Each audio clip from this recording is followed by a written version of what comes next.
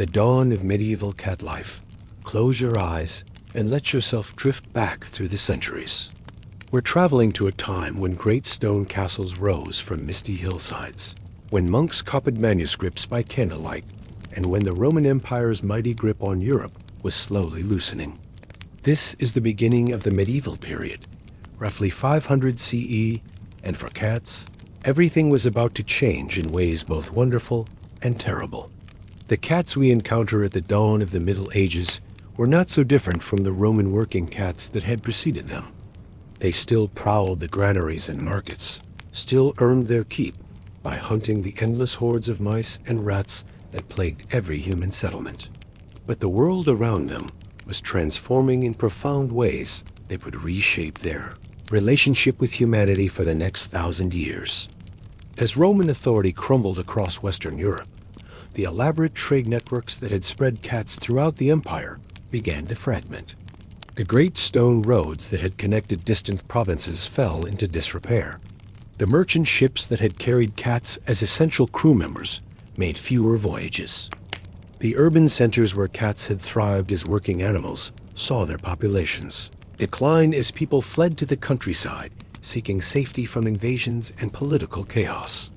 Yet cats adapted to these changes with the same remarkable flexibility that had served them for thousands of years. As human populations shifted from cities to rural manors and villages, cats followed, establishing themselves in the new social structures that were emerging from Rome's collapse. The feudal system that would define medieval Europe created new roles and opportunities for cats, though they couldn't have known how dramatically their fortunes would shift in the centuries to come. The early medieval manor was in many ways an ideal environment for cats. These largely self-sufficient estates produced and stored grain, maintained livestock, and created the kinds of structures that attracted rodents in abundance. The great wooden barns that held harvested grain became hunting grounds, where cats could demonstrate their value to the human communities that surrounded them. Unlike the Roman period, when cats had been common throughout urban areas, medieval cats often found themselves as valued individuals within smaller, more isolated communities. The manor lord and his family lived in the Great Hall, a massive timber or stone structure that served as home, fortress, and administrative center all at once. These halls, with their rushes scattered on floors, their food stores and cellars, and their dark corners and passageways, provided perfect habitats for both rodents and the cats that hunted them. A good mousing cat in a medieval manor could mean the difference between a household that preserved its winter stores and one that faced starvation before spring arrived. But the early medieval period also saw the rise of an institution that would become both sanctuary and prison for cats over the coming centuries: the monastery. As Christianity spread throughout Europe, monastic communities became centers of learning, literacy, and cultural preservation. The monks who dedicated their lives to prayer and scholarship faced a constant battle against rodents that threatened their precious manuscripts, their food supplies, and their attempts to maintain islands of civilization in a chaotic world. Cats proved essential to monastic life in ways that would have surprised their Roman predecessors. The great scriptoria, where monks copied ancient texts by hand, required protection from mice that would happily shred parchment for nesting material or gnaw through leather bindings to reach the nutritious glues made from animal products. The libraries that preserved classical learning depended on cats to guard against the rodent armies that saw these repositories of knowledge as nothing more than convenient food sources. The relationship between monks and cats developed into something unique in the medieval world. Unlike the more utilitarian arrangements in manor houses and villages, monastic cats often enjoyed a degree of comfort and security that reflected the monks' appreciation for their essential services.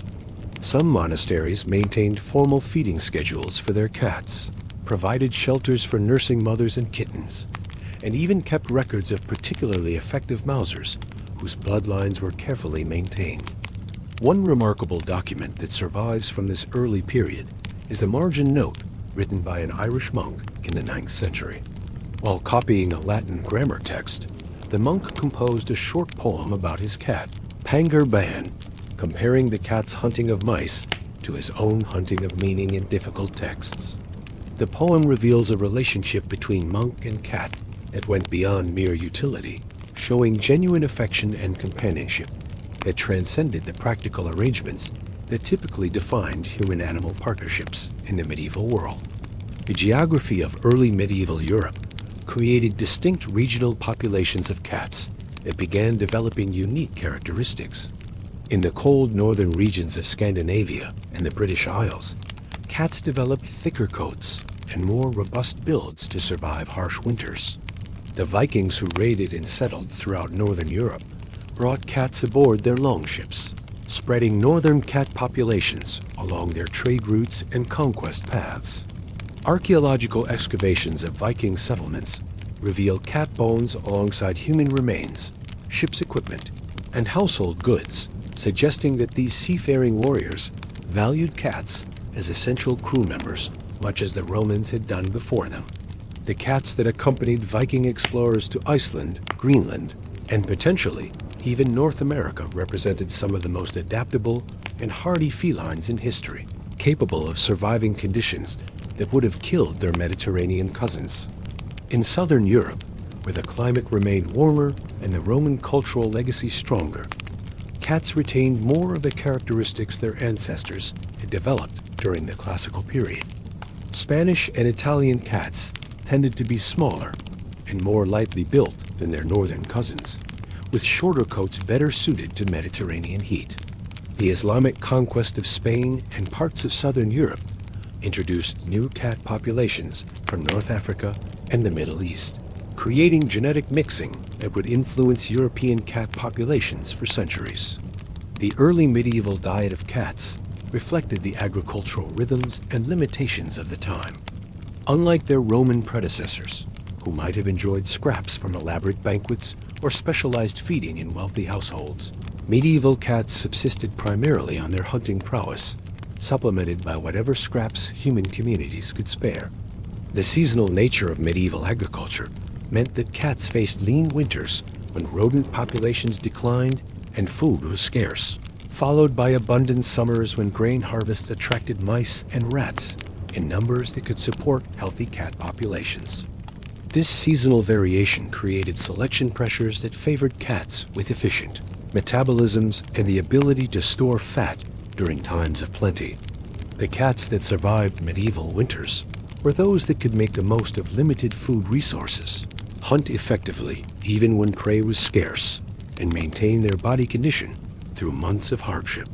These survival characteristics became embedded in European cat populations, creating animals that were remarkably resilient and adaptable.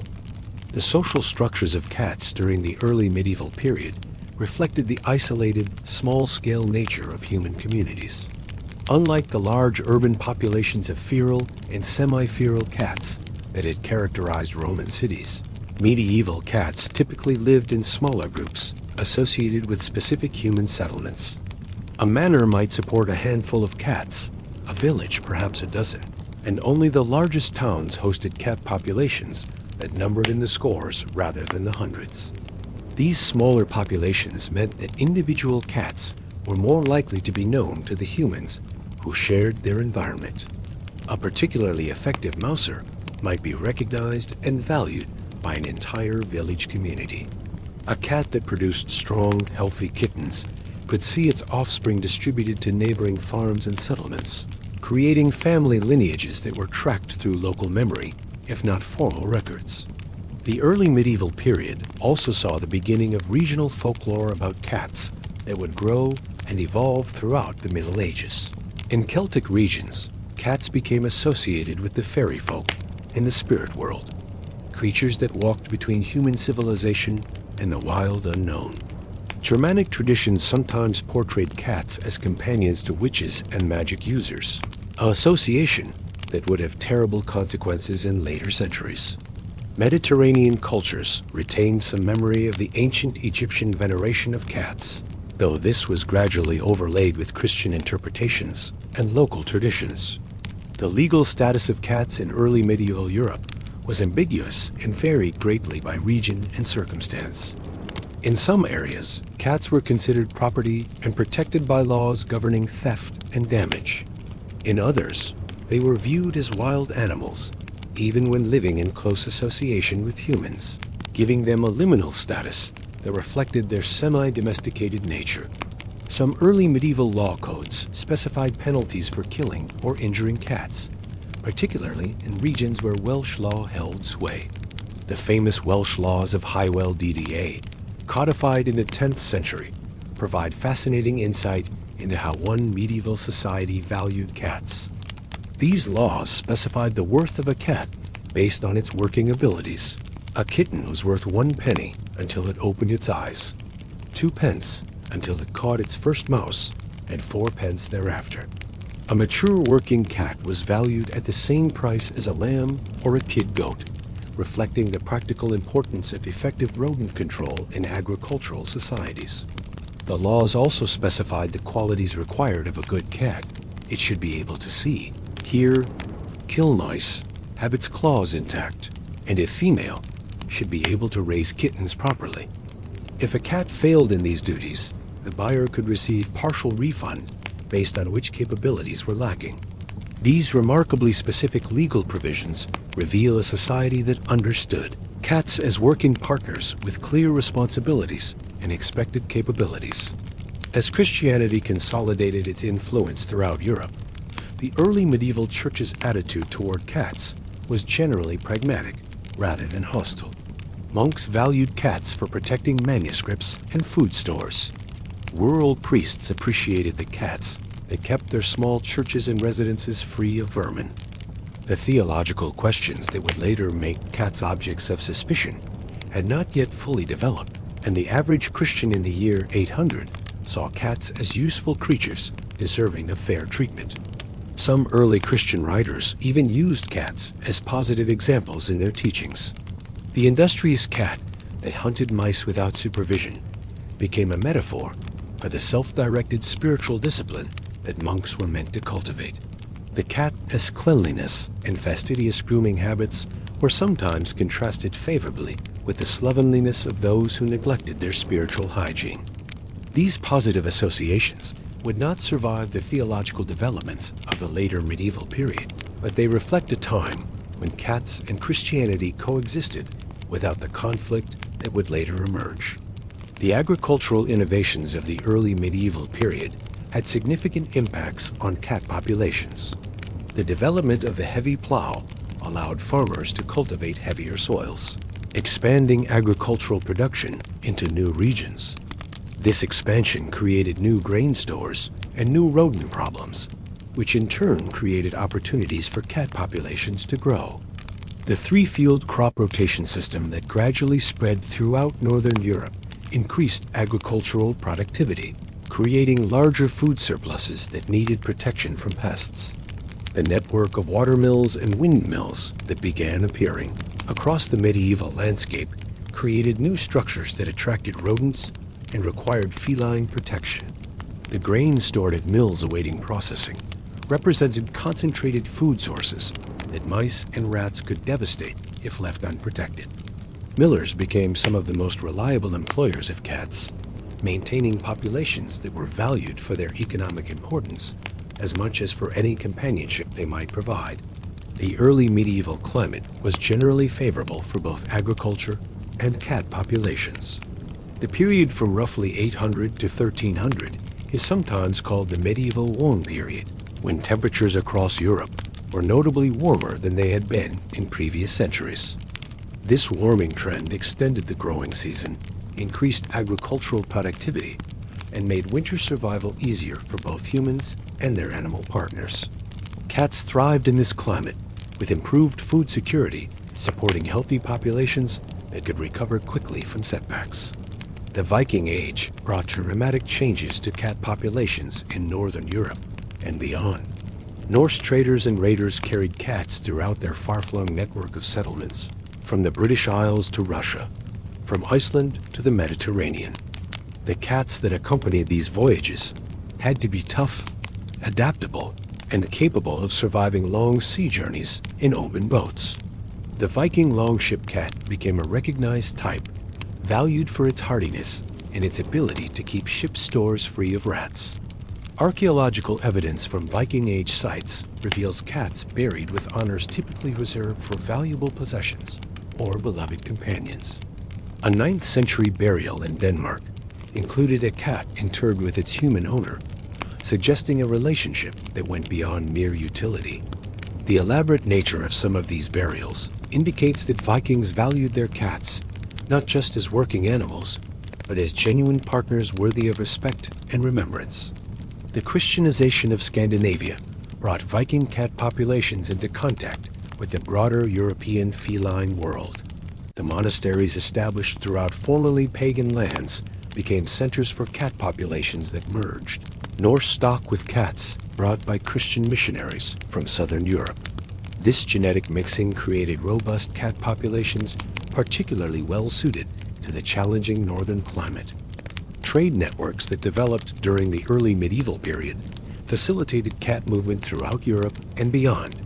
The luxury goods that moved along these routes, particularly textiles, spices, and precious materials, required protection from rodent damage. Merchant caravans traveling overland and merchant ships plying coastal waters routinely included cats among their company, both for practical pest control and, increasingly, for the companionship these animals could provide on long, dangerous journeys. The Silk Road that connected Europe with Asia carried cats as well as commercial goods. The Italian merchants, who would eventually dominate Mediterranean trade in the later medieval period, learned from their Byzantine and Islamic predecessors the value of maintaining good cats aboard their vessels. Some merchants became known for the quality of their ships' cats, and a reputation for keeping rat-free vessels could be an important competitive advantage in the cutthroat world of medieval commerce. As the early medieval period drew toward its close around the year 1000, cats had established themselves throughout Christian Europe in a variety of ecological and social niches. They were manor cats and monastery cats, ship cats and mill cats, village cats and castle cats. They had adapted to climates ranging from Mediterranean warmth to Scandinavian cold. They had survived the collapse of Roman civilization, the chaos of the migration period, and the Viking raids that terrorized coastal communities for generations. The genetic diversity preserved in these various populations represented thousands of years of adaptation and selection. Northern cats had developed characteristics suited to cold climates. Southern cats retained adaptations for heat tolerance. Island populations had evolved unique traits in isolation. Working cats on farms and ships had been selected for hunting prowess and hardiness. The occasional cats, kept primarily for companionship by wealthy individuals, had been chosen for temperament and appearance as much as for practical skills.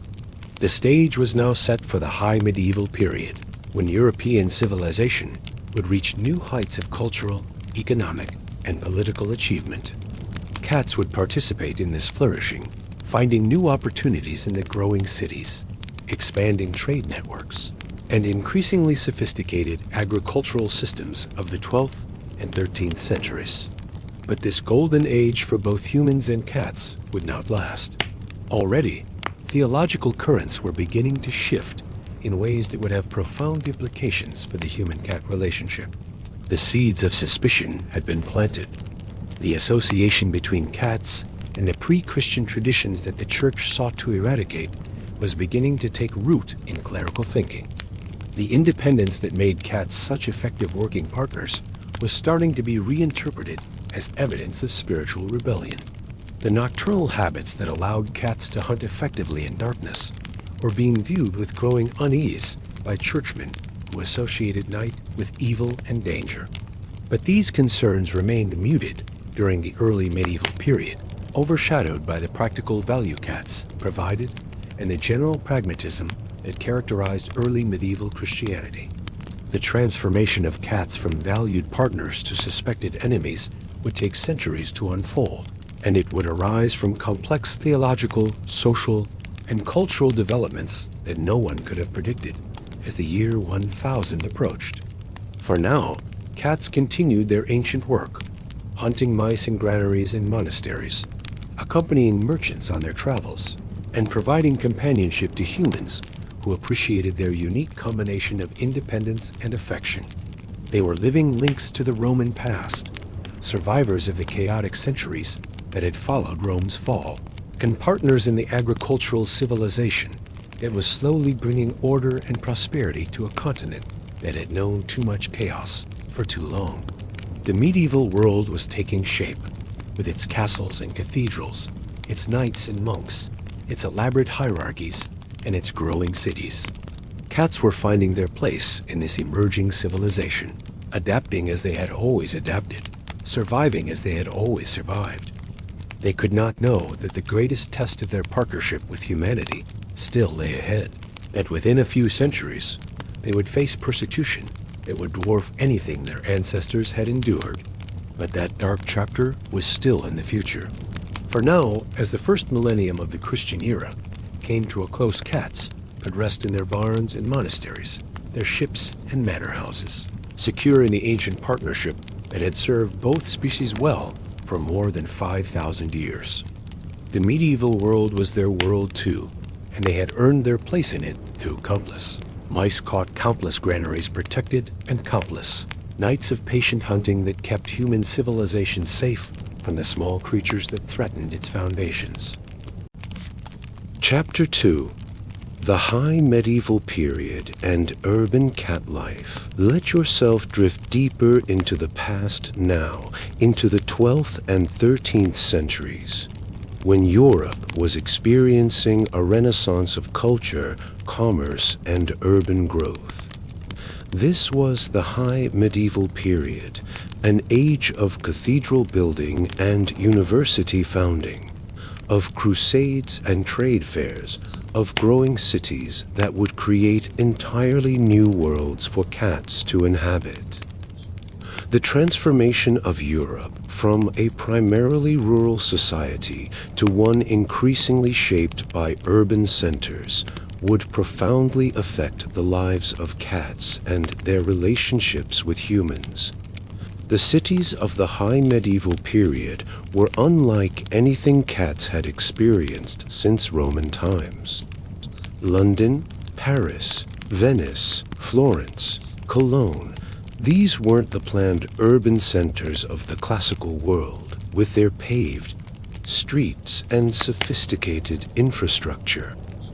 These were organic growths, chaotic tangles of narrow streets and timber buildings, markets and workshops, churches and guild halls, all packed together with a density that created perfect conditions for both human commerce and rodent infestation. A typical medieval city presented cats with opportunities and challenges their rural cousins never encountered. The narrow streets, sometimes barely wide enough for a cart to pass, were lined with buildings that jutted out over the roadway, creating shadowy passages where cats could move unseen.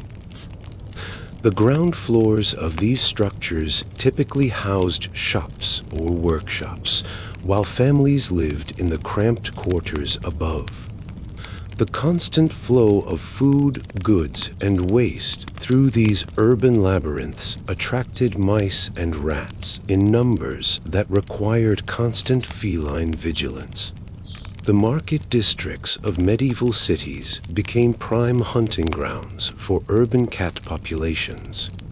The butchers with their scraps and offal, the bakers with their grain and flour, the cheese merchants, the fishmongers, all of these operations attracted rodents that threatened both merchandise and profits. Successful merchants quickly learned the value of maintaining good working relationships with the cats that patrolled their establishments. A shop known for being rat-free had competitive advantages in a marketplace where rodent damage could ruin a merchant's reputation and livelihood. The guild system that organized medieval urban commerce created interesting dynamics for cat ownership and care. Some guilds, particularly those dealing with food and textiles, formally recognized the importance of cats for protecting their industries. Bakers' guilds sometimes included provisions in their regulations about maintaining cats in bakeries and flour storage facilities. Wool merchants understood that their valuable inventory needed feline protection from moths and mice that could devastate their stock.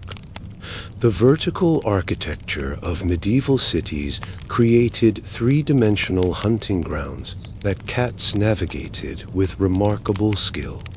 Warehouses and workshops often had multiple levels connected by ladders and narrow staircases. Cats learned to patrol these vertical spaces with the same efficiency they brought to ground-level hunting. The roof spaces of medieval buildings, with their exposed timbers and stored goods, became highways and hunting grounds for cats that had adapted to urban life. The problem of waste disposal in medieval cities created both opportunities and hazards for cat populations. The streets of most medieval towns served as open sewers where household waste, commercial refuse, and animal droppings accumulated until rain washed them away or city workers removed them. This unsanitary environment bred disease and attracted vermin, but it also meant that cats willing to hunt in these spaces never lacked for prey. The most successful urban cats were those that could navigate filthy streets while avoiding the diseases that such environments harbored. The development of the medieval harbor transformed coastal cities into maritime centers where cats found new roles as essential crew members on increasingly sophisticated vessels. The merchant ships that connected Mediterranean ports with northern Europe, that sailed to the Baltic for timber and furs, that ventured to North Africa and the Middle East for luxury goods, all depended on cats to protect valuable cargoes from rodent damage during long voyages. Ship cats during the high medieval period developed into a specialized type with characteristics that distinguished them from their land-based cousins. They needed to be comfortable with the constant motion of vessels at sea, able to hunt effectively in the confined spaces of cargo holds, and tough enough to survive storms, battles, and the rough conditions of maritime life. The best ship cats became valuable commodities in their own right, with experienced animals commanding prices that reflected their essential economic value. The Mediterranean maritime republics, particularly Venice and Genoa, developed sophisticated approaches to managing cat populations on their merchant fleets. Some vessels maintained multiple cats, creating shipboard social structures that allowed for more effective rodent control across larger vessels. The breeding of ship cats became a recognized specialty, with certain bloodlines valued for producing offspring particularly suited to maritime life. The crusades that dominated European politics and culture during the high medieval period created new pathways for cat migration and genetic exchange. Crusading armies traveling to the Holy Land carried cats with them to protect food supplies from vermin. These cats encountered Middle Eastern populations that carried genetic traits different from European stock, sometimes resulting in breeding that produced offspring with novel characteristics. Crusaders returning home occasionally brought cats with them as exotic souvenirs or useful working animals, introducing new genetic material into European populations.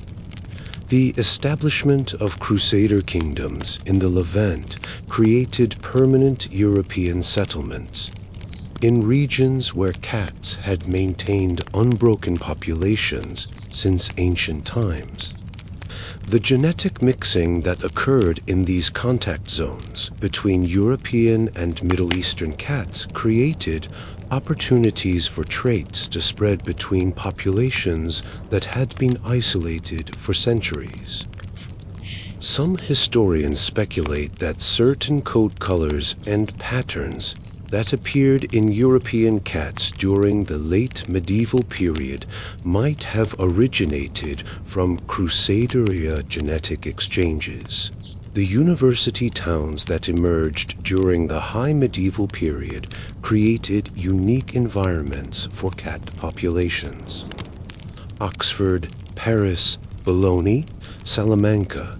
These centers of learning attracted scholars and students who lived in crowded quarters surrounding institutions dedicated to preserving and expanding human knowledge.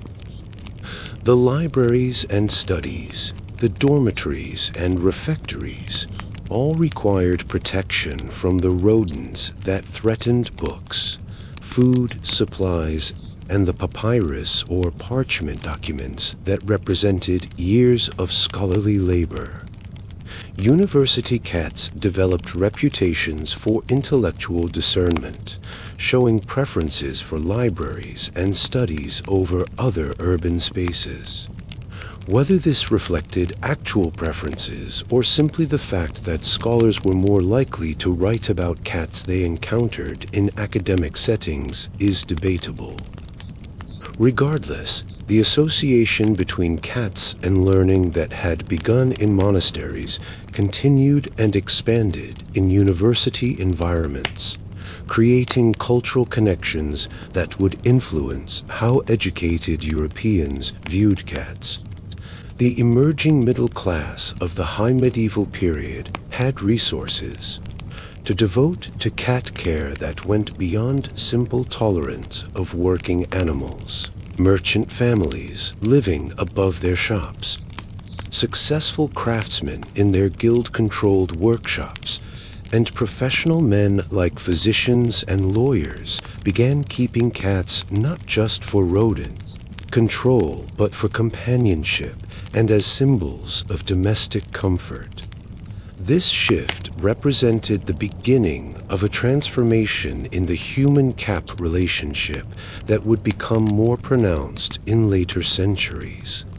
The domestic arrangements of middle-class urban households during this period created new roles for cats.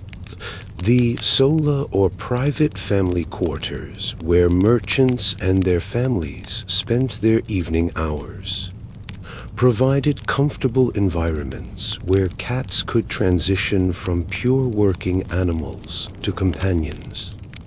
The growing availability of glazed windows in better homes created warm spots where cats could bask in sunlight, a luxury unavailable in the drafty, dimly lit structures where most medieval people lived. The high medieval period saw the development of specialized cat care practices that went beyond simply allowing cats to fend for themselves. Urban households with resources began providing regular feeding for their cats, supplementing the animals, hunting with scraps from family meals. The practice of keeping cats indoors, at least part of the times, began emerging in wealthy households where valuable furnishings and possessions made it desirable to encourage cats to use specific areas for their natural functions. The textile industry that flourished in medieval Flanders and other commercial centers created particularly strong demand for cats. The wool trade that made fortunes for merchants and funded the construction of magnificent churches and civic buildings depended on protecting valuable wool stocks from moths and mice.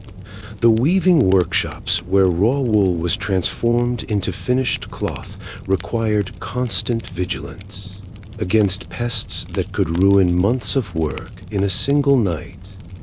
Textile workers developed strong working relationships with cats that became unofficial members of workshop communities. The great trade fairs that characterized high medieval commerce brought together merchants from across Europe and beyond, creating temporary cities where goods flowed and fortunes were made. These fairs, like the famous Champagne fairs in France, attracted not just human traders, but also the cats that protected their merchandise. The fairgrounds, with their temporary structures and enormous concentrations of trade goods, created intense rodent pressure that required corresponding cat populations to manage. Some merchants became known for traveling with particularly effective cats that had proven themselves at multiple fairs across different regions. The architectural developments of the high medieval period created new urban spaces where cats could thrive.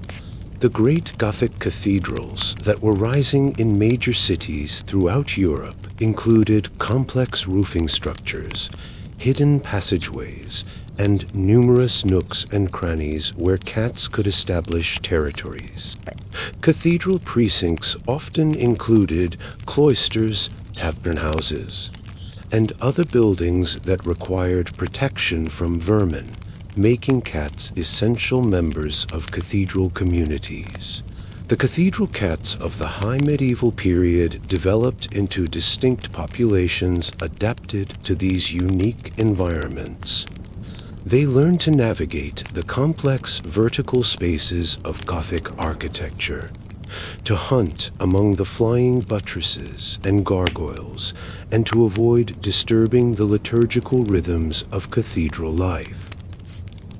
Some cathedrals maintained official cat populations with designated feeders responsible for ensuring that the animals that protected the church were themselves properly maintained. The monastic reforms that swept through European Christianity during the 11th and 12th centuries had implications for monastery cats as well. The Cistercian order, founded in 1098, emphasized simplicity and self-sufficiency in its monasteries. Cistercian houses typically included extensive agricultural operations, mills, and storage facilities that all required feudine protection. The Cistercians' practical approach to monastic life ensured that cats remained valued members of their communities, even as they stripped away other comforts and luxuries that earlier monasteries had permitted. The great Benedictine monasteries that had preserved learning through the early medieval period continued to rely on cats during the high medieval renaissance of scholarship. The scriptoria, where monks copied classical texts and illuminated manuscripts, remained vulnerable to mouse damage, making cats essential guardians of cultural heritage. Some of the most beautiful illuminated manuscripts from this period include marginal illustrations of cats, suggesting the close relationships that developed between scholarly monks and their feline companions. The development of mechanical clocks during the later high medieval period created new opportunities for observing and documenting cat behavior. The ability to measure time with greater precision allowed for more systematic observation of cat activity patterns, hunting success rates, and other behaviors.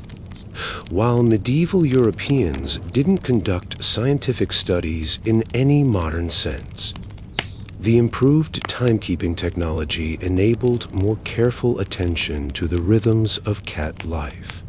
The culinary developments of the high medieval period affected cat diets in both positive and negative ways. The growing sophistication of European cuisine meant that wealthy households generated more varied food scraps that could supplement cat diets. However, the increasing use of spices and complex preparations in medieval cooking sometimes produced leftovers that were less suitable for feline consumption than the simpler foods of earlier periods. Cats adapted by becoming more selective about which human food scraps they would accept, relying more heavily on their hunting skills for primary nutrition. The climate fluctuations that affected Europe during the high medieval period had significant impacts on cat populations. The medieval warm period that had made the early medieval centuries relatively prosperous began giving way to more variable weather patterns by the late 13th century. Harsh winters returned with increasing frequency, challenging cat populations that had adapted to milder conditions. The cats that survived these climatic shifts were those with better insulation, more efficient metabolisms, and the flexibility to adjust their hunting strategies as rodent populations fluctuated with changing weather patterns. The legal developments of the high medieval period began to formalize the status of cats in ways that reflected their growing importance to urban economies. Town charters and guild regulations increasingly included provisions related to cats, recognizing both their economic value and the need to manage their populations in dense urban environments. Some cities developed early forms of animal control regulations, though these were primarily concerned with livestock and dogs rather than cats, which were generally allowed to roam freely.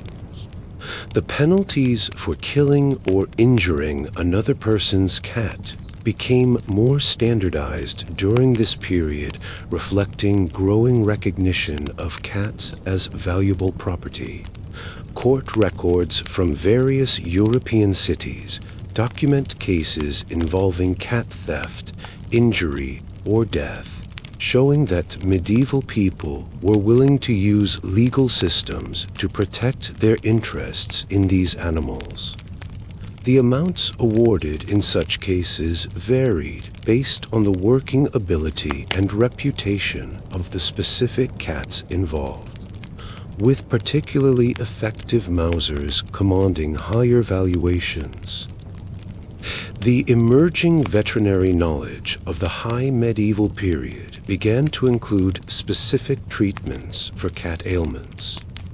The veterinary texts that were appearing primarily focused on horses and livestock, sometimes included sections on cats, particularly regarding injuries, poisoning, and disease. This medical attention reflected the growing economic importance of cats and the desire of their owners to maintain healthy, productive animals. The social networks that developed among cat owners in medieval cities created informal communities of people who shared knowledge about cat care, breeding, and management. Market vendors who relied on cats for protecting their goods exchanged information about effective hunting lines and successful breeding practices.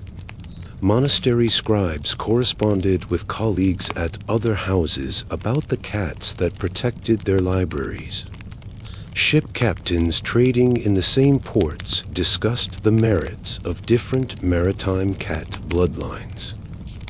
The high medieval period also saw the emergence of the first signs of the conflicts that would later devastate cat populations. The association of cats with heretical movements began appearing in church writings during the 12th century. The Cathars and other groups that the church condemned as heretics were sometimes accused of cat worship or of using cats in their rituals.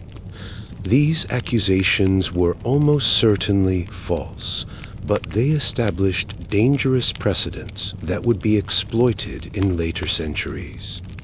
The Fourth Lateran Council of 1215, which established many important doctrines and practices for medieval Christianity, didn't specifically mention cats, but its emphasis on rooting out heresy and standardizing Christian practice created an environment where anything associated with non-Christian traditions could become suspect.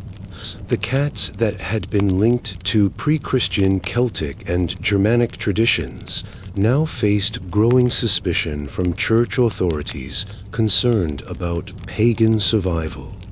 Despite these emerging concerns, the high medieval period remained largely positive for cat populations.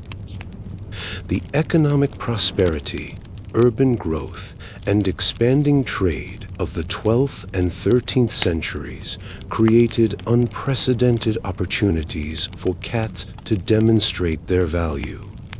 The populations that thrived in medieval cities, monasteries, and ships were healthy, well adapted to their environments, and generally valued by the humans who shared their spaces. The genetic diversity maintained during this period would prove crucial for later centuries. Urban cats developed characteristics suited to dense human environments. Ship cats evolved traits for maritime life. Monastery cats adapted to the rhythms of religious communities. Farm cats retained the hardiness and hunting skills their ancestors had developed. This diversity created a genetic reservoir that would help cat populations survive the challenges ahead. As the 13th century drew to a close, cats stood at a crossroads. The high medieval period had been good to them, creating opportunities and niches where they could thrive. But the seeds of future persecution had been planted.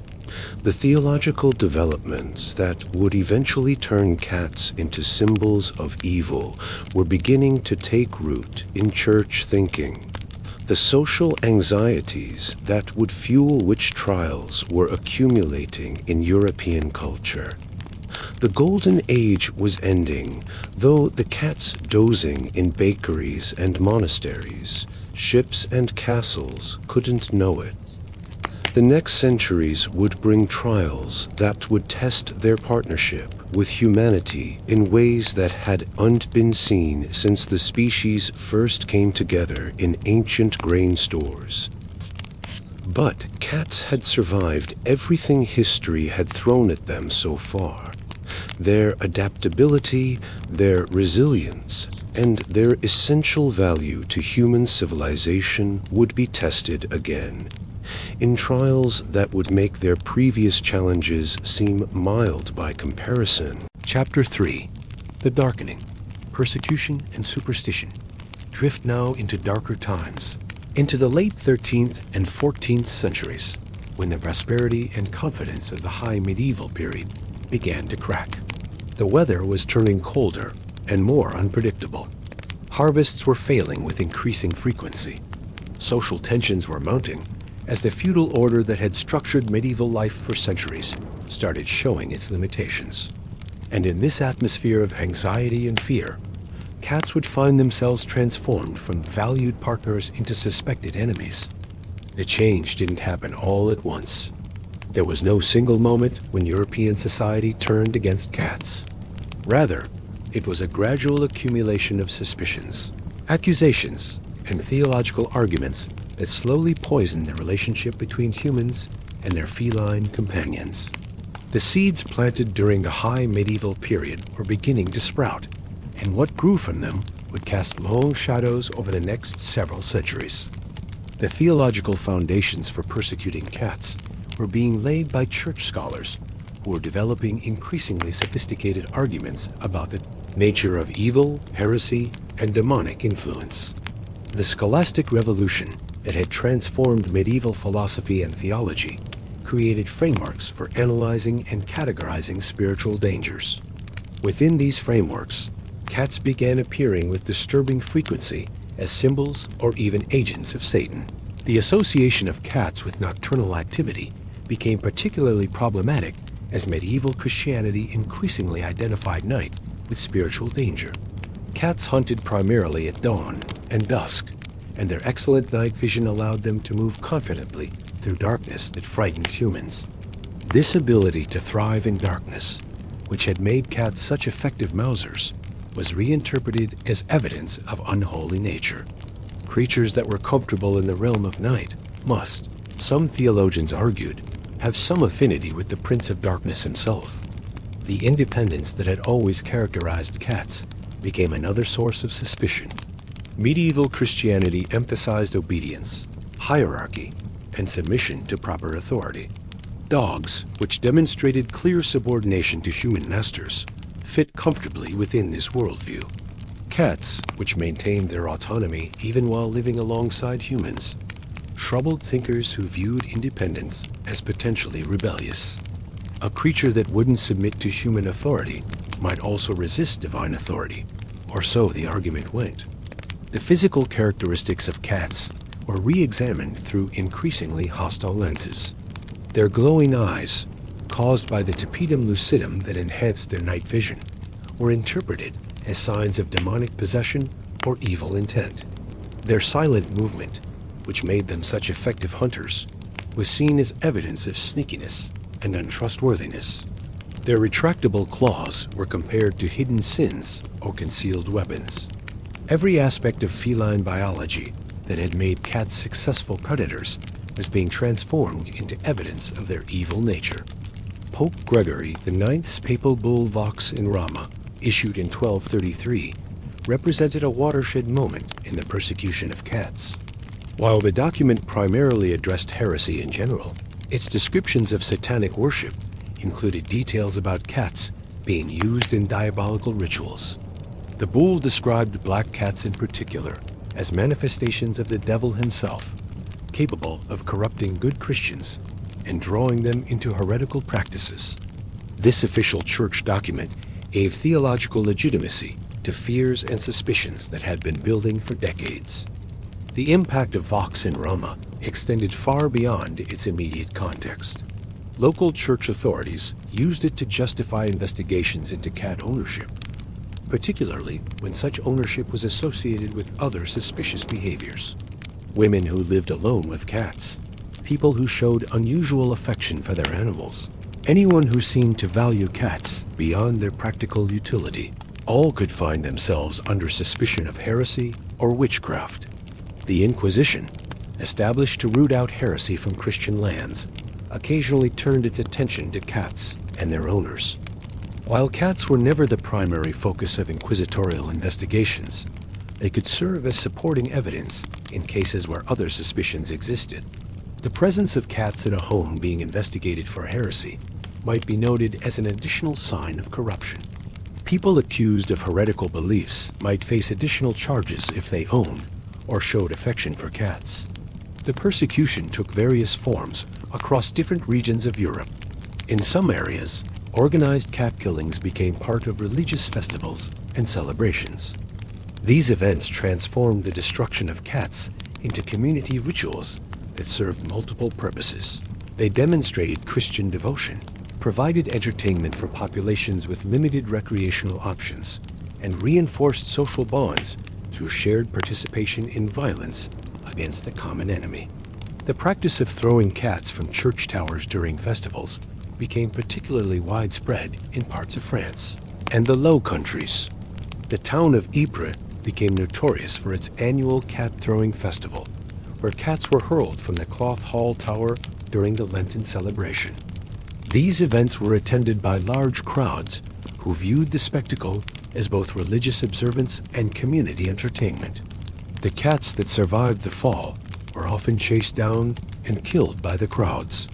Other regions developed their own variations on ritual cat killing. Some communities buried cats alive in the foundations of new buildings, believing this would protect the structures from evil influences or ensure their stability.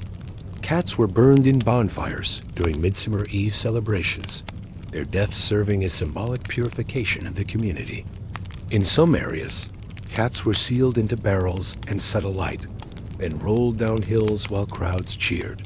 The psychological and social functions of these rituals were complex.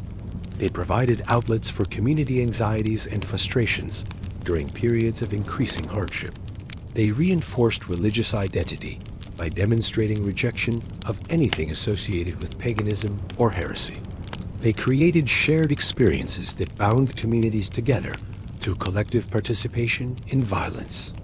And they targeted animals that couldn't defend themselves or appeal to human sympathy in ways that might challenge the rationalizations justifying their persecution.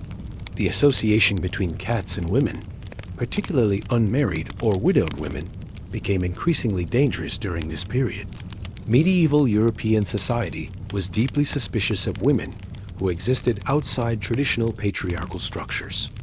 Women who lived independently, who possessed knowledge or skills that gave them economic autonomy, who maintained social connections outside family networks, all were viewed with mistrust by communities that valued conformity and male authority.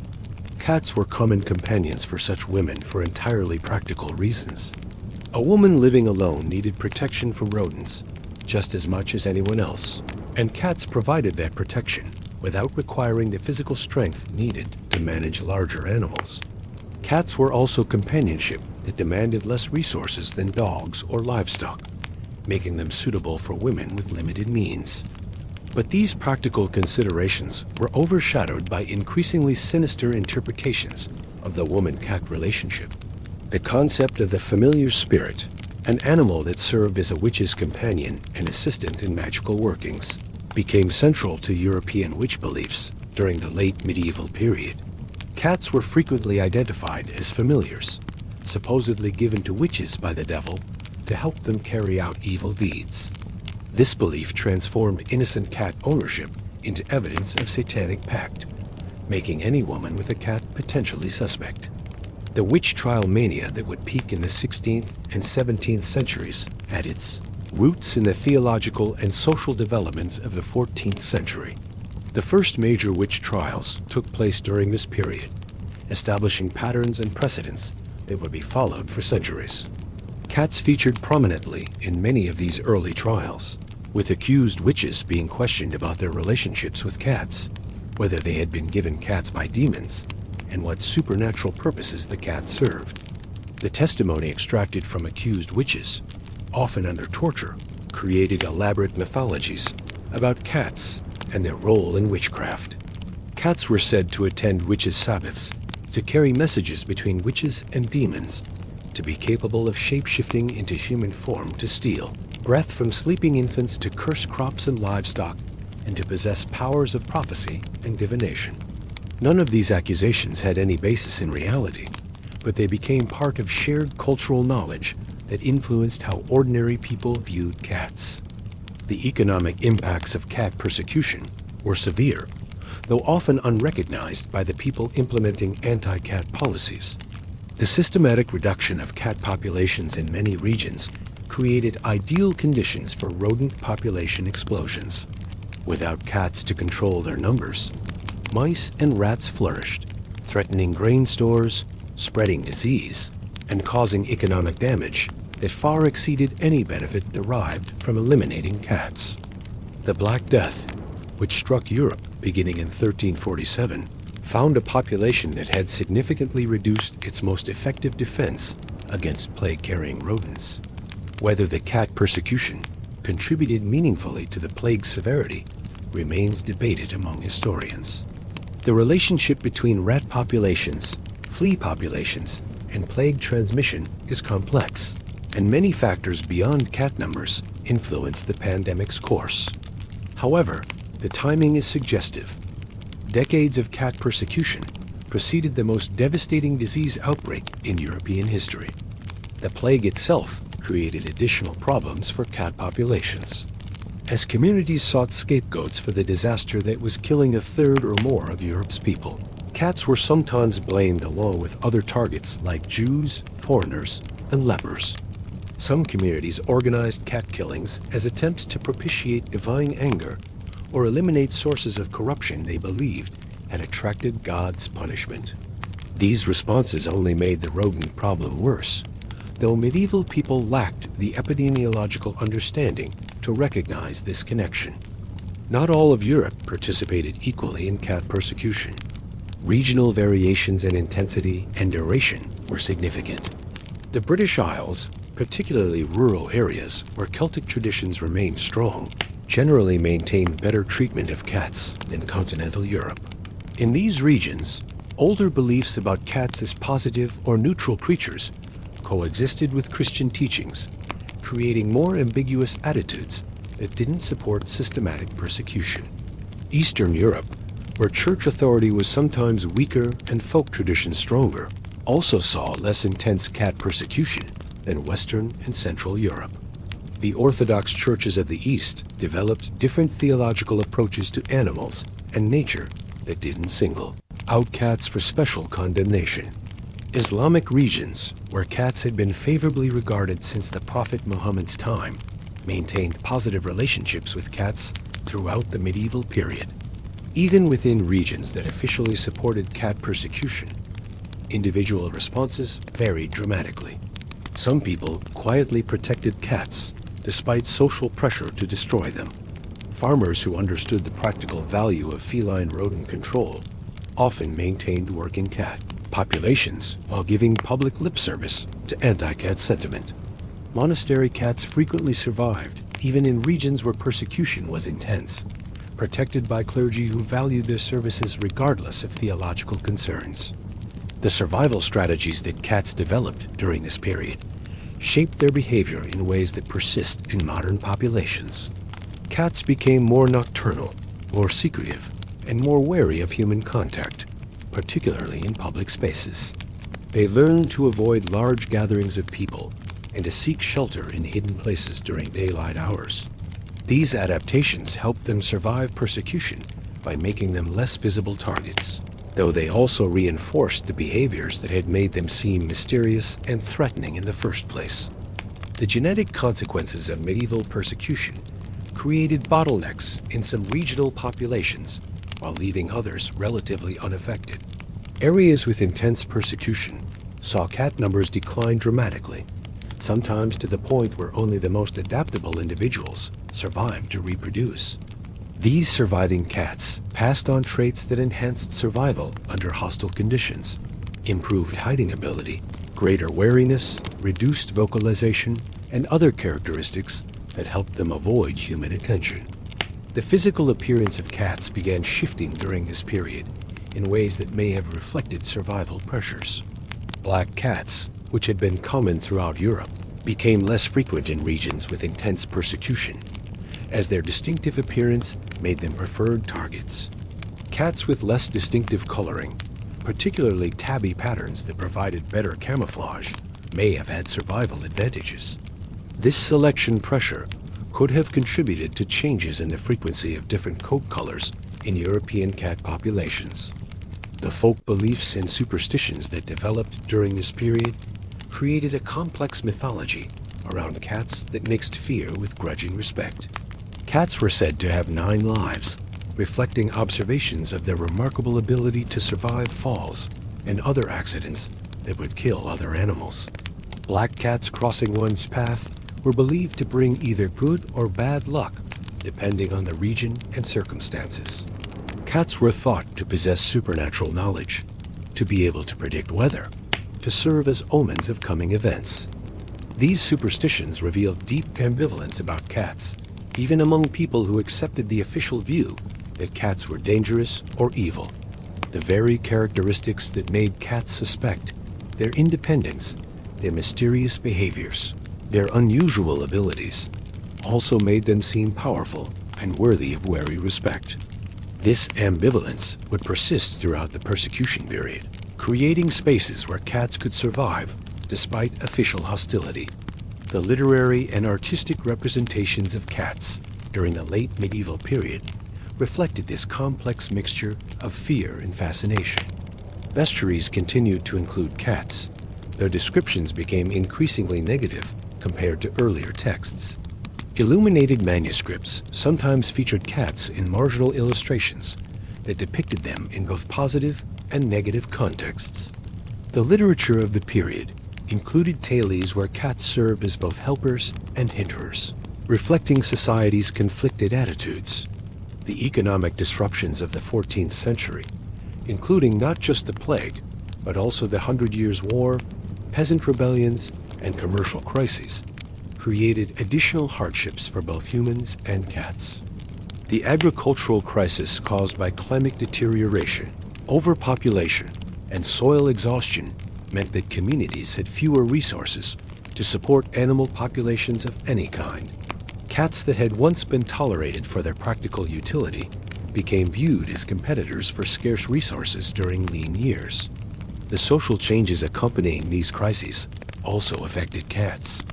The breakdown of traditional feudal relationships, the rise of new economic arrangements, and the population shifts caused by plague and war disrupted the stable communities where cats had found their niches.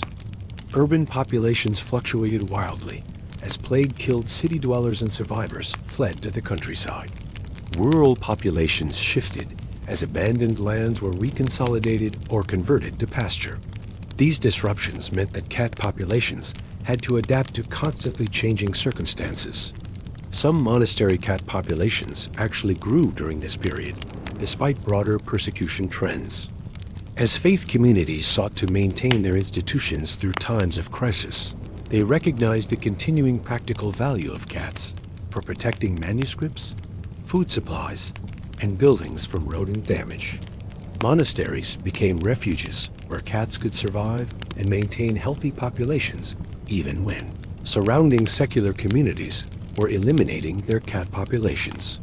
The maritime cat populations faced their own challenges during the 14th century. The expansion of long-distance trade created opportunities for ship cats, but the same trade networks that spread commerce also spread disease, including plague. Ships' cats couldn't protect against the rat fleas that carried plague bacteria, and the disease that devastated human populations also affected cats, though to a lesser degree. The disruption of trade networks during plague years meant fewer ships sailing, reducing opportunities for ship cats, even as their value for rodent control remained undeniable. As the 14th century drew to a close, cat populations in many parts of Europe had been significantly reduced from their high medieval peak. Centuries of persecution, the impacts of plague and climate change, economic disruption, and social upheaval had all taken their toll. Yet cats survived, testament to their remarkable adaptability and the persistence of humans who recognized their value despite social pressure to reject them. The worst was yet to come. The 5th, 10th, 16th, and 17th centuries would see witch trial hysteria reach its peak, bringing even more intense persecution of cats and the women associated with them. But the survival strategies developed during the 14th century would serve cats well in the trials ahead. They had learned to hide, to be wary, to survive in the margins of human society. These skills would be tested again and again in the dark centuries to come. Chapter 4. The Witch Trial Era and Deepening Persecution. Let your mind settle now into the 5th-10th century, a period when Europe was slowly recovering from the catastrophes of the previous 100 years. The plague had receded, though it would return in periodic outbreaks. The 100 Years' War was finally ending. New technologies like the printing press were spreading knowledge and ideas with unprecedented speed. Yet for cats, the recovery of human civilization brought not relief, but intensification of persecution. As the witch trial mania that would define the early modern period was beginning to gather terrible momentum. The 5th-10th century marked a transition between medieval and early modern Europe, and with it came new forms of anxiety and new targets for societal fears. The certainties of the medieval worldview were being challenged by encounters with new lands, new ideas, and new technologies. The unity of Western Christianity was beginning to crack. The social order was evolving in ways that threatened traditional hierarchies. In this atmosphere of change and uncertainty, the witch trials provided a way for communities to assert control, to identify and eliminate perceived threats, and to reinforce social boundaries through violence against vulnerable targets. Cats found themselves entangled in this persecution through their association with women who lived outside patriarchal control. The elderly widow who kept cats for companionship and practical rodent control. The unmarried woman who supported herself through herbalism or midwifery with cats in her home. The independent woman who refused to remarry after her husband's death and shared her cottage with feline companions. All of these women were vulnerable to accusations of witchcraft, and their cats were interpreted as evidence of their guilt. The publication of the Malleus Maleficarum in 1487 provided a systematic handbook for identifying, trying, and executing witches. This infamous text, written by Heinrich Kramer and Jacob Sprenger, devoted considerable attention to the role of familiar spirits in witchcraft. Cats featured prominently in these discussions, described as common forms that demons took to serve witches. The book's wide circulation, made possible by the printing press, spread and standardized beliefs about cats and witchcraft throughout Europe. The descriptions in Malleus Maleficarum created a template that witch hunters would follow for centuries. Cats were said to be given to witches by the devil at their initiation into his service. These familiar spirits supposedly assisted witches in casting spells, carrying messages to other witches, and performing various evil deeds. The cats were said to be fed with the witch's blood, creating a bond between woman and animal that marked both as servants of Satan. Every aspect of the normal human-cat relationship was reinterpreted through this demonic lens. The actual witch trials that unfolded across Europe during the 16th and 17th centuries demonstrated how these theological ideas translated into practical persecution. Women accused of witchcraft were questioned extensively about their relationships with animals, particularly cats. Interrogators wanted to know how the accused had acquired their cats, what names they had given them, how they fed them, whether they spoke to them, and what supernatural services the cats provided. The answers extracted, often through torture, created elaborate mythologies that confirmed the interrogators' pre-existing beliefs. The testimony from witch trials provides disturbing insights into how ordinary cat ownership was transformed into evidence of demonic pact. A woman who named her cat was said to be giving it a demon's name. A woman who spoke affectionately to her cat was communicating with her familiar spirit. A woman who fed her cat from her own plate was feeding it with her blood through supernatural means. A woman whose cat slept in her bed was engaging in unnatural intimacies with a demon. Every normal aspect of cat care became evidence of witchcraft. The trials also revealed the social dynamics underlying witch persecution. Accusations often arose from neighborhood disputes, economic conflicts, or personal grudges. The presence of cats in a woman's home provided convenient evidence to support accusations motivated by entirely mundane causes. A neighbor angry about a property dispute might accuse a cat-owning woman of using witchcraft to harm her livestock. A rival in business might claim that a woman's cats were actually demons helping her gain unfair advantages. Personal animosity found expression through accusations that destroyed both women and their cats. The executions resulting from successful witch prosecutions typically included the death of any cats associated with the accused. The animals were killed in various ways, often publicly as part of the execution spectacle. Some were burned along with their owners. Others were hanged or drowned. The message was clear. Both the witch and her familiars had to be eliminated to protect the community from supernatural evil. These executions served as warnings to other women about the dangers of maintaining visible relationships with cats. A geographic spread of witch trials created regional variations in persecution intensity. Germany experienced particularly severe witch hunting, with some estimates suggesting that more than half of all European witch executions took place in German territories. Scotland conducted intensive witch hunts that included specific focus on familiar spirits and cats. France, Spain, and Italy also saw significant trials, though with regional differences in emphasis and procedure. Even areas that experienced less intense persecution saw enough trials to create widespread fear and caution about cat ownership.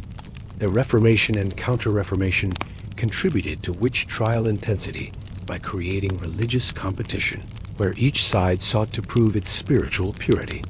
Protestant regions accused Catholics of being insufficiently vigilant against witchcraft. Catholic regions accused Protestants of harboring heretics and witches. Both sides used witch trials to demonstrate theological correctness and spiritual authority, and cats suffered as casualties of this religious conflict, regardless of whether their owners were Catholic or Protestant. England developed its own particular approach to witch trials that included significant emphasis on familiar spirits. English witchcraft law explicitly criminalized keeping familiar spirits, making cat ownership itself potentially illegal for accused witches. The trials of the Pendle witches in 1612 included extensive testimony about cats serving as familiars. The Hopkins trials of the 1640s, conducted by Matthew Hopkins, the self-proclaimed witch-finder general, identified numerous cats as demonic familiars that needed to be destroyed along with their supposed witch owners.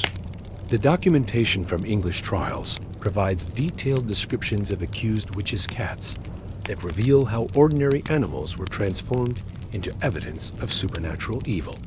A black cat was particularly damning evidence, but cats of any color could be identified as familiars. Large cats were said to be powerful demons, small cats to be clever and sneaky demons. Friendly cats demonstrated the witch's corruption of natural order by making wild creatures serve her, while unfriendly cats revealed their demonic true nature through hostility to good Christians. The economic costs of witch persecution included not just the direct expenses of trials and executions, but also the loss of productive members of society and the cats that had protected their communities from rodents. Women executed for witchcraft were often skilled workers, midwives, herbalists, healers, craftswomen whose knowledge and abilities were lost to their communities. The cats killed alongside them had been performing valuable rodent control services. The net effect was loss of both human and animal resources during periods when communities could ill afford such losses. The climate deterioration that characterized the Little Ice Age, beginning in the 14th century and intensifying through the 16th and 17th centuries, created agricultural challenges that contributed to witch trial intensity. Failed harvests, livestock losses, and economic hardship created desperate communities seeking explanations and scapegoats for their suffering. Witches provided convenient targets, and their supposed use of cats in weather magic made feline familiars particularly relevant to agricultural concerns. The accusations against witches frequently included claims of weather manipulation using familiar spirits. Cats were said to help witches summon storms, create drought, cause unseasonable frosts, and otherwise disrupt agricultural production. In communities where survival depended on successful harvests, these accusations carried enormous weight. The cat sleeping in a widow's cottage wasn't just a pet or working animal. It was a potential weapon being used to destroy crops and condemn neighbors to starvation. Despite the intensity of persecution, cats continued to survive in significant numbers throughout Europe. Their practical value for rodent control was too obvious and too important to allow complete elimination, even in regions where witch trial fervor was strongest.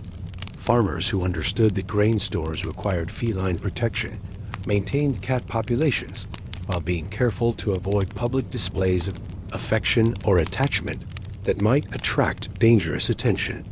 Urban merchants and craftsmen similarly preserved working cats while downplaying any emotional bonds. The survival strategies that cats had developed during earlier persecutions proved valuable during the witch trial era. Their nocturnal habits kept them less visible during peak human activity hours. Their ability to hunt independently meant they could survive without obvious human support. Their capacity to hide effectively protected them when cat-killing mobs formed. The cats that survived the witch trial era were those best adapted to living in the shadows, maintaining their partnership with humans while avoiding the attention that could prove fatal. The genetic bottlenecks created by witch trial era persecution affected different regions differently. Areas with intense prosecution saw cat numbers decline dramatically, while regions with milder persecution maintained healthier populations. The surviving cats in heavily persecuted regions tended to be those with less distinctive appearances and behaviors, as the most visible or unusual animals were most likely to attract negative attention. This selection pressure may have contributed to reduced frequency of certain coat colors and behavioral traits in affected populations. The folk beliefs that provided partial protection for cats despite official persecution showed remarkable persistence throughout the witch trial era. Rural communities often maintained traditional views of cats as valuable working animals, despite church teachings about their demonic associations.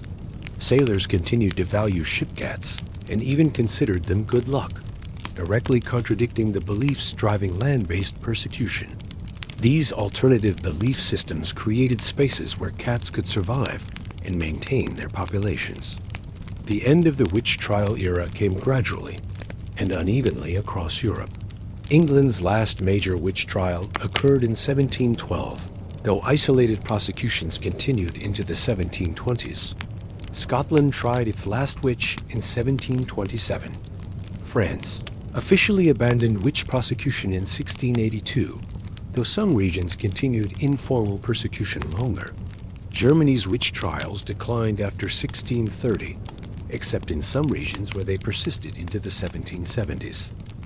The ending was not a single moment of enlightenment, but a slow, region-by-region abandonment of beliefs and practices that had terrorized communities for centuries. The intellectual developments of the Age of Enlightenment contributed to the decline of witch trials and gradually improved conditions for cats. The emphasis on reason, observation, and natural law that characterized Enlightenment thought made supernatural explanations for cat behavior less credible to educated Europeans. Scientific investigation of animal behavior began replacing superstitious beliefs with empirical observation. The gradual acceptance of these new approaches created environments where cats could be appreciated for their actual characteristics, rather than feared for imagined supernatural powers. The economic changes accompanying early industrialization also affected cat welfare. The development of more efficient agriculture, the growth of trade and commerce, and the expansion of urban manufacturing created conditions where practical rodent control became more rather than less important. As witch trial prosecution declined, the economic value of cats could be recognized more openly without the danger that had characterized earlier periods. Merchants, manufacturers, and urban residents could acknowledge their dependence on cats for protecting property and goods. By the early 18th century, cat populations in most of Europe were beginning to recover from centuries of persecution. The worst of the witch trial era was passing, though folk superstitions and wariness about cats would persist for generations. The cats that had survived represented the hardiest, most adaptable, and most cautious members of their species. They had been shaped by selection pressures that favored survival under hostile conditions, creating populations that were tougher and more wary than their pre-persecution ancestors. The genetic legacy of the persecution era included both losses and adaptations. Some bloodlines had been eliminated entirely, particularly in regions with intense prosecution. Certain coat colors and patterns had become less common due to selection against visible or distinctive animals. But the surviving populations retained sufficient genetic diversity to support recovery and future diversification. The adaptations that had enabled survival under persecution would prove valuable in the changing world of the 18th and 19th centuries. The cultural memory of persecution would influence human-cat relationships for centuries after the witch trials ended. The superstitions and fears that had justified killing cats didn't disappear overnight. Many people continued to view cats with suspicion, particularly black cats, long after formal persecution ceased. These cultural residues would shape how cats were treated, how they were represented in literature and art, and how they were integrated into modernizing European society. As we prepare to move into the Age of Enlightenment and eventual rehabilitation of cats, it's important to understand that recovery wasn't immediate or complete. The scars left by centuries of persecution ran deep in both cat populations and human consciousness. The partnership between humans and cats had been severely tested, and while it had survived, it would take generations to rebuild the trust and mutual comfort that had characterized earlier periods. The cats dozing in barns and workshops, ships and homes as the 18th century dawned, had survived one of the darkest chapters in the history of human-animal relationships. They carried in their genes the adaptations that had enabled survival. They carried in their behaviors the wariness that had kept them alive. And they carried forward the ancient partnership that had begun in Mesopotamian grain stores millennia earlier, battered but unbroken, ready to face whatever challenges the modern world might bring. Chapter 5. Recovery and the Renaissance of Cats. Allow yourself to drift forward now into the 18th century, the Age of Enlightenment, when the darkness of the witch trial era was finally receding, and a new appreciation for reason, observation, and natural beauty was transforming European culture. For cats, this period marked the beginning of a long, gradual rehabilitation that would eventually restore them to honored places in human society. The recovery wouldn't be quick or easy, but it represented a fundamental shift from centuries of hostility to growing acceptance and even affection. The philosophical revolution that characterized the Enlightenment had direct implications for how educated Europeans viewed animals in general, and cats in particular. Thinkers like John Locke, David Hume, and Voltaire encouraged observation and reason over superstition and tradition. When applied to cats, these new approaches revealed animals that were far more interesting and complex than the demonic creatures of witch trial mythology. Empirical observation showed cats to be effective hunters, independent but affectionate companions, and creatures whose behaviors could be understood through natural rather than supernatural explanations. The emerging field of natural history provided new frameworks for studying and understanding cats. Carl Linnaeus, whose systematic classification of living things revolutionized biology, included cats in his comprehensive cataloging of the natural world. This scientific attention treated cats as subjects worthy of serious study rather than objects of fear or suspicion. The detailed observations of cat behavior, anatomy, and ecology that natural historians conducted created new knowledge that gradually displaced older superstitious beliefs. The economic transformations of the 18th century created new opportunities for cats to demonstrate their continuing value. The expansion of maritime trade meant more ships required cats for protecting valuable cargoes from rodent damage. The growth of cities created larger urban rodent populations that necessitated corresponding cat populations. The development of more sophisticated agricultural storage systems, from improved granaries to the earliest forms of industrial flour mills, all required feline protection against the mice and rats that threatened stored food. The social changes accompanying Enlightenment thought also benefited cats. The growing emphasis on individual rights and dignity began extending, however imperfectly, beyond humans to include consideration of how animals should be treated. The first animal welfare movements emerged during this period, initially focused on livestock and draft animals, but gradually encompassing pets and working animals like cats. The idea that cruelty to animals was morally wrong began gaining acceptance among educated Europeans, creating cultural pressure against the casual violence toward cats that had characterized earlier periods. The artistic and literary culture of the 18th century began featuring cats in increasingly positive ways.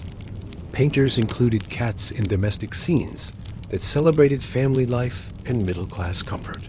Writers used cats as characters in ways that emphasized their intelligence, independence, and charm rather than their supposed demonic associations.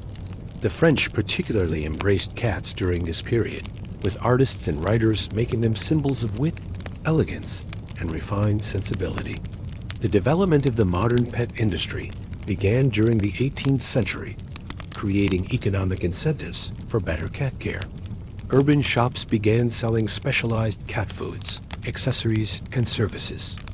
The first cat cemeteries appeared, allowing bereaved owners to memorialize their companions in ways that acknowledged the emotional bonds between humans and cats. These commercial developments reflected and reinforced the growing acceptance of cats as valued family members rather than merely working animals.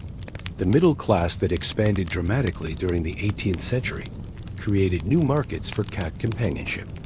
Unlike aristocrats, who had always been able to indulge in keeping animals for pleasure, or working people who valued cats primarily for practical rodent control, the emerging middle class sought pets that balanced utility with companionship.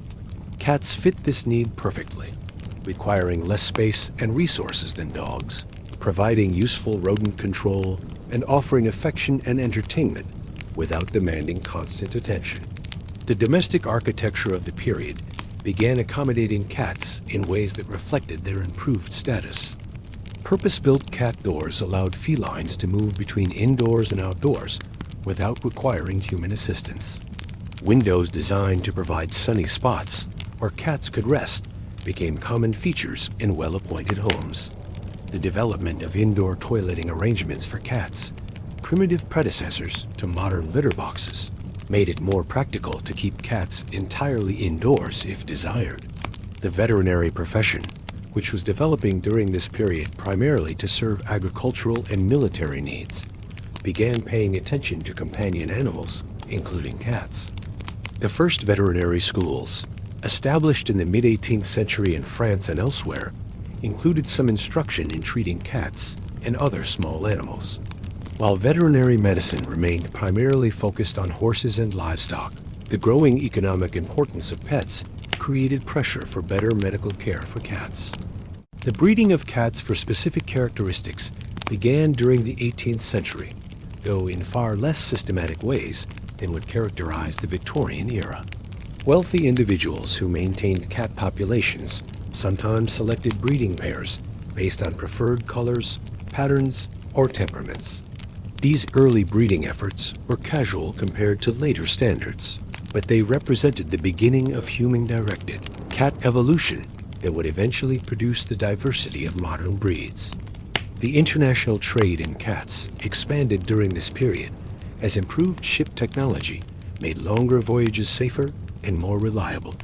Cats from different regions came into contact more frequently, creating opportunities for genetic exchange that hadn't existed since Roman times.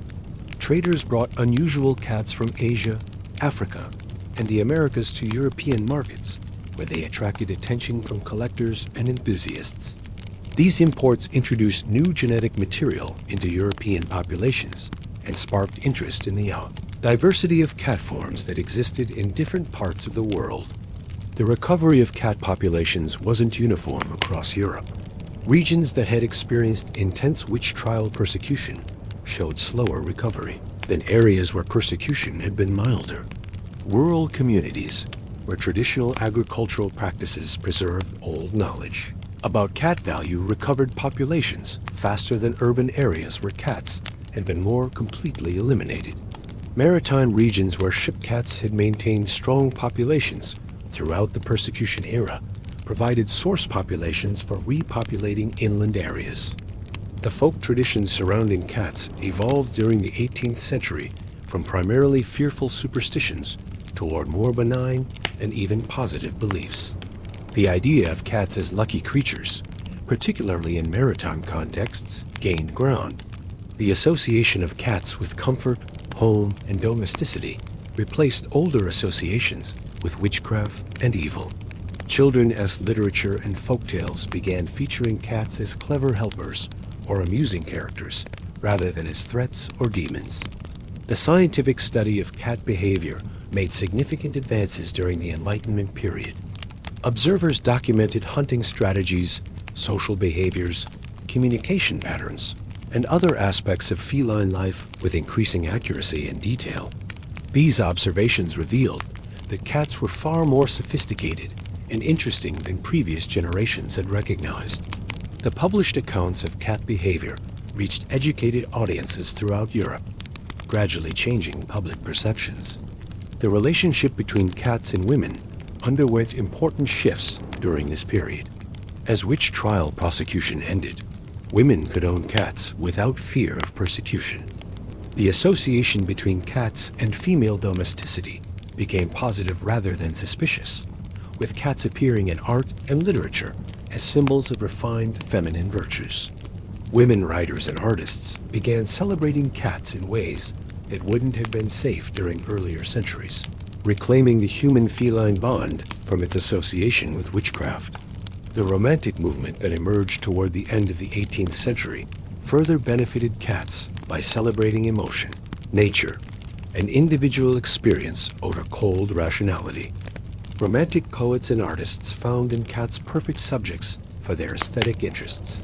Beautiful, mysterious, independent, yet capable of affection, embodying wild nature while living alongside humans. The Romantics' cat portraits and poems helped cement the rehabilitation of felines in European culture. The colonial expansion of European powers during the 18th century spread cat populations into new regions and created new opportunities for adaptation and diversification. British colonization of Australia brought cats to a continent where they had never existed, creating entirely new ecological dynamics. Spanish and Portuguese colonies in South America saw their cat populations expand and adapt to tropical conditions. Dutch, French, and British colonies in Asia, Africa, and the Caribbean all developed distinct cat populations shaped by local environments and breeding patterns. The agricultural improvements that characterized the 18th century agricultural revolution created new demands for effective rodent control. The introduction of new crops, the development of crop rotation systems, and the expansion of cultivated land all increased the importance of protecting stored grain from pests. Cats proved essential to these agricultural advances, helping to ensure that increased production actually translated into increased food security, rather than just feeding larger rodent populations. The urban planning developments of the period created new environments where cats had to adapt. The grand boulevards and planned squares of Enlightenment cities were different from the chaotic medieval urban landscapes where cats had evolved their city-dwelling strategies. The new urban architecture featured fewer hiding places and more open spaces, requiring adjustments in how cats moved through cities and found shelter. The cats that thrived in Enlightenment cities were those that could adapt to these more ordered, visible environments.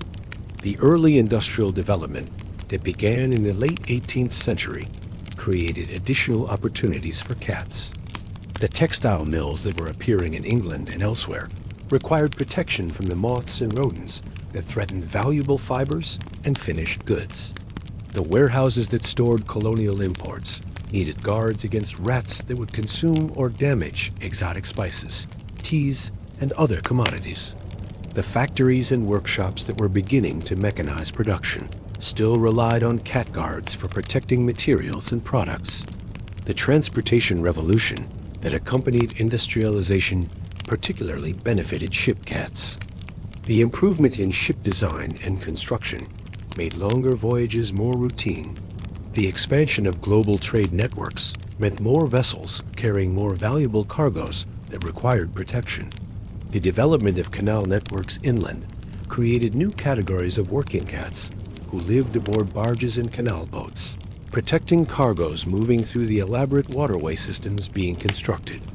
The postal services that were becoming more efficient during this period sometimes employed cats to protect mailrooms and postal depots from rodents that would chew through mailbags or nest in stored letters. These postal cats achieved minor celebrity in their communities, becoming known characters in the daily life of towns and cities. Some were formally employed with regular feeding allowances and responsibilities, creating perhaps the first examples of cats being official government employees. The scientific examination of cat genetics, while still primitive by modern standards, began during the late 18th century with observations about how coat colors and patterns passed from parents to offspring. These early genetic studies were purely observational, lacking any understanding of the underlying mechanisms of heredity, but they established interests and questions that would eventually lead to modern understanding of cat genetics. The observations that certain traits bred true, while others appeared unpredictably laid groundwork for later genetic research. The relationship between cats and the emerging field of psychology created interesting investigations into animal mind and consciousness. Enlightenment philosophers debated whether animals had thoughts, feelings, and experiences comparable to humans. Cats featured in these debates as examples of animals that clearly showed preferences, emotions, and something resembling personality. These philosophical investigations into animal consciousness gradually contributed to more humane treatment of animals, including cats. The health and longevity of cats improved during the 18th century as better living conditions, more reliable feeding, and reduced persecution allowed populations to recover. The average lifespan of well-cared-for cats increased as communities recognized the value of maintaining healthy working animals. The veterinary attention that was beginning to become available meant that injuries and illnesses that previously would have been fatal could sometimes be treated successfully.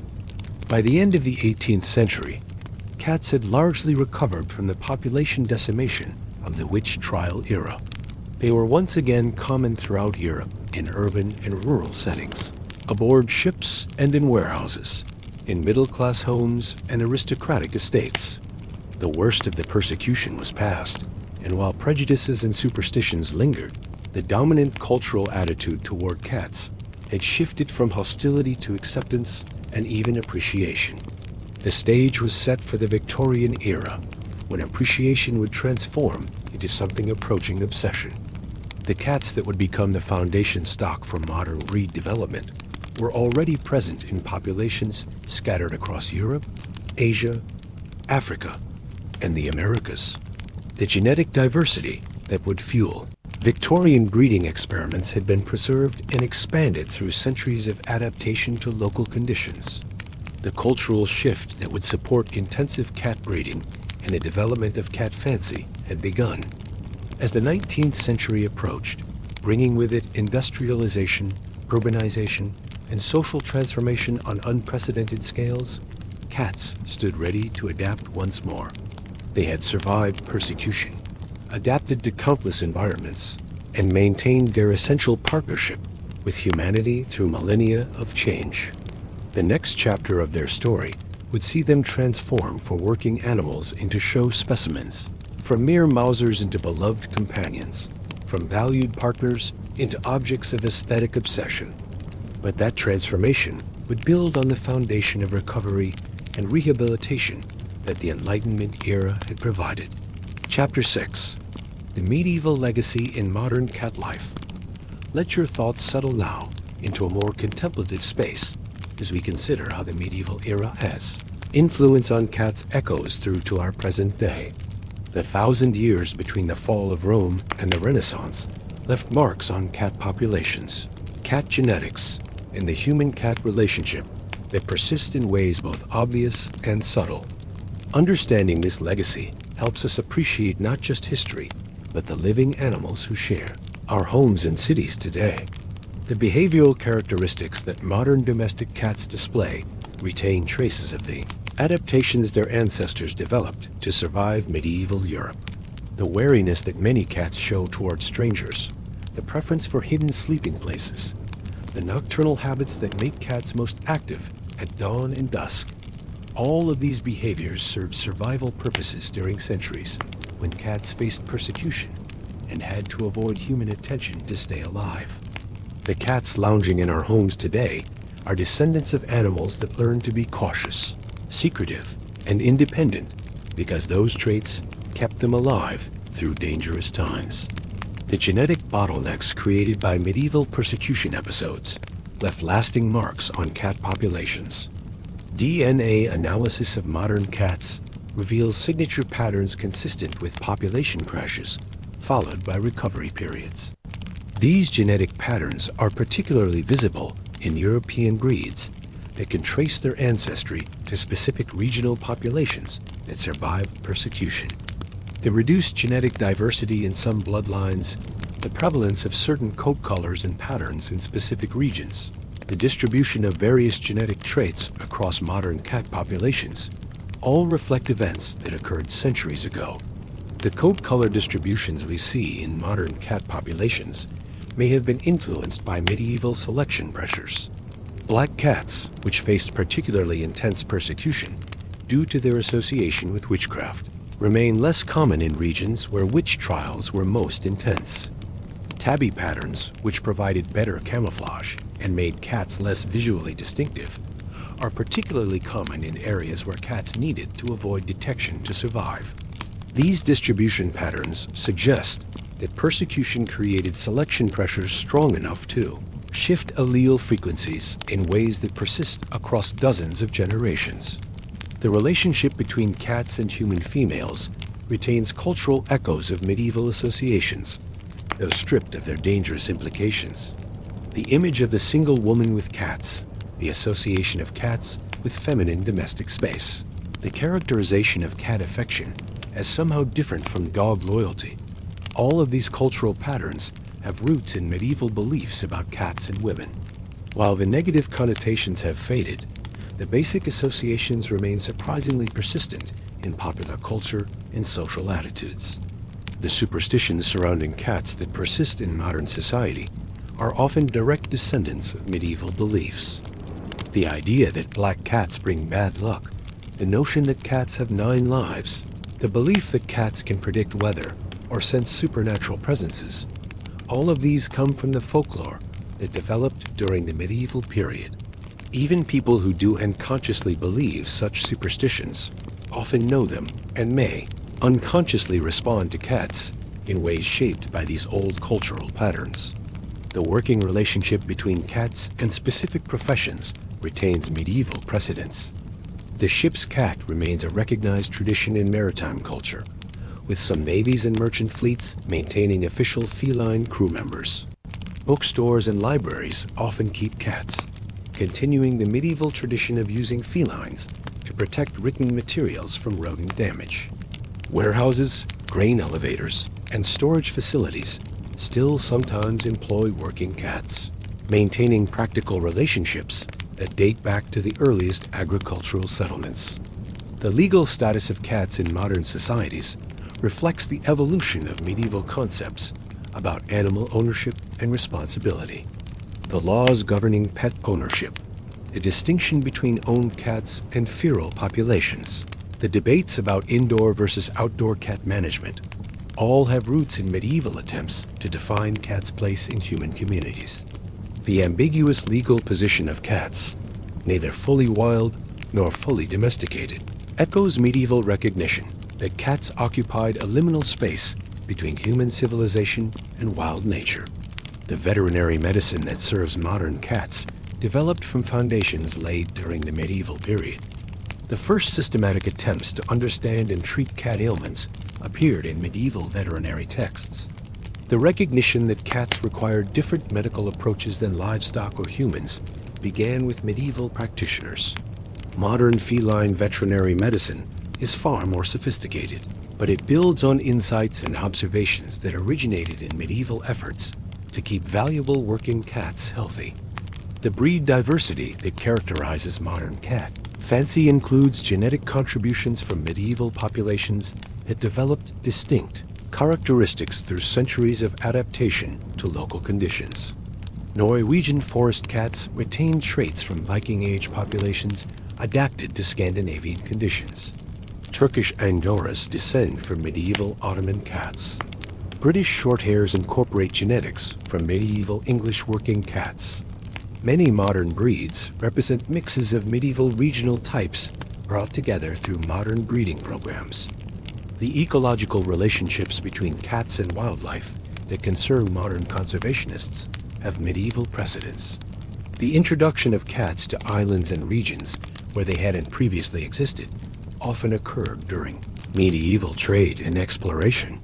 The establishment of feral cat populations living independently of direct human support began when medieval persecution drove cats away from human settlements.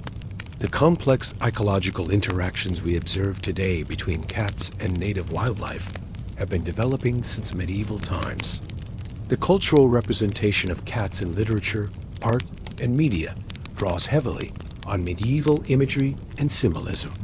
The association of cats with mystery and magic, the portrayal of cats as independent and inscrutable, the use of cats as symbols of feminine grace or domestic comfort, all have roots in medieval cultural productions. Modern representations may add new elements, but they build on frameworks established during the medieval period. The emotional bonds between modern humans and cats reflect the evolution of relationships that began developing during medieval times. The concept of cats as companions, rather than merely working animals, emerged during the medieval period, particularly in monastery settings, where monks developed genuine affection for the cats that shared their lives. The Victorian intensification of these bonds built on medieval foundations of mutual regard and affection that had survived even persecution periods. The geographic distribution of cat populations worldwide largely reflects patterns established during medieval trade networks.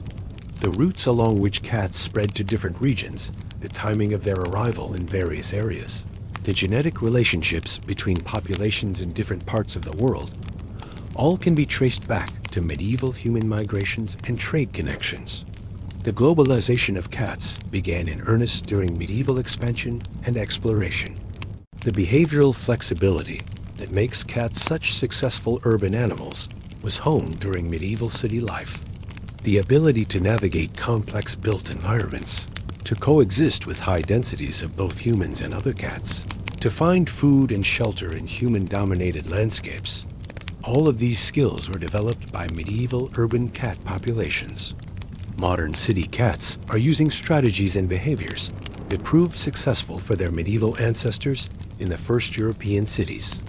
The social structures of feral cat colonies have medieval precedents in the semi-independent cat populations that lived around medieval settlements. The cooperative behaviors, the territorial arrangements, the complex social hierarchies that researchers observe in modern feral colonies reflect patterns that developed when cats had to survive without direct human provisioning. Medieval persecution forced cats to develop more sophisticated social adaptations for living in groups, and these behaviors persist in populations that no longer face the pressures that originally shaped them. The resilience that modern cat populations demonstrate in face of challenges, from urban development to disease outbreaks to environmental changes, reflects traits selected for during medieval survival challenges. The cats that survived persecution, plague, climate change, and social upheaval were those most capable of adapting to adverse conditions.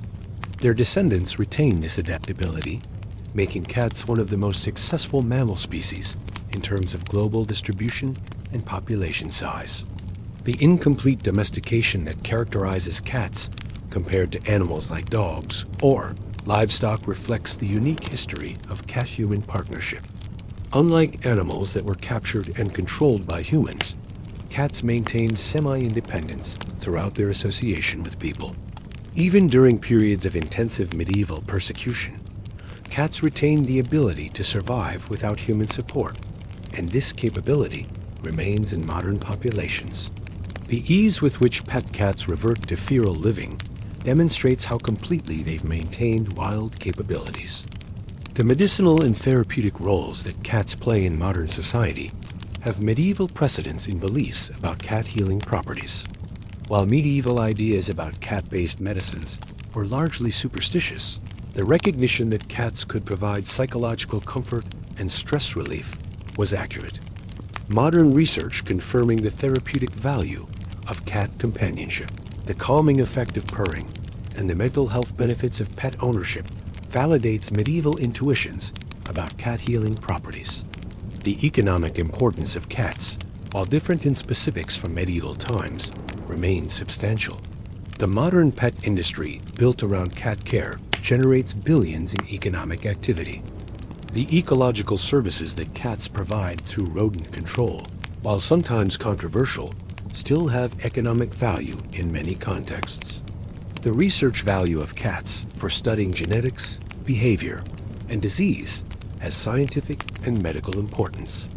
Medieval recognition of cat economic value has modern equivalents in different forms. The spiritual and philosophical significance that some modern people find in cats echoes medieval attempts to understand human-cat relationships in transcendent terms. While the specific religious frameworks have changed, the sense that cats represent something beyond mere utility, that they embody qualities like independence, grace, and mystery that humans find meaningful, continues from medieval spiritual interpretations. The reverence that some modern peoples show toward cats, though different from Egyptian worship or medieval fear, represents ongoing attempts to understand what these animals mean to humans. The conservation challenges facing wild cat species draw attention partly because of the long human relationship with domestic cats.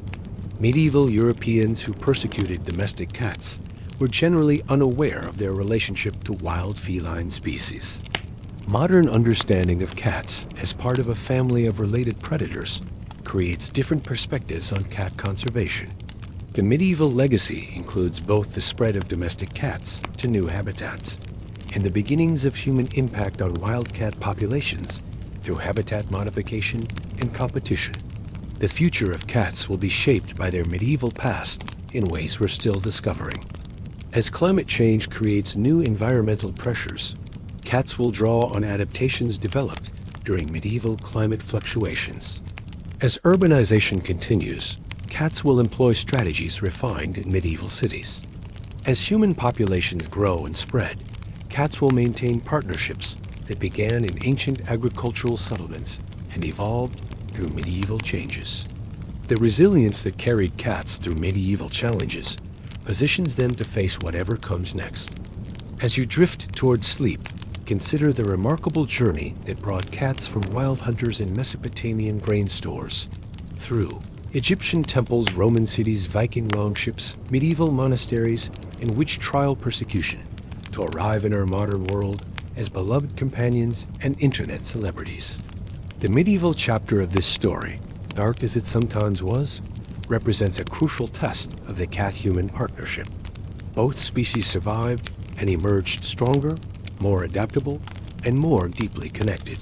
The cats sleeping in homes around the world tonight carry in their genes the memory of ancestors who survived impossible challenges. They retain behaviors that once meant the difference between life and death.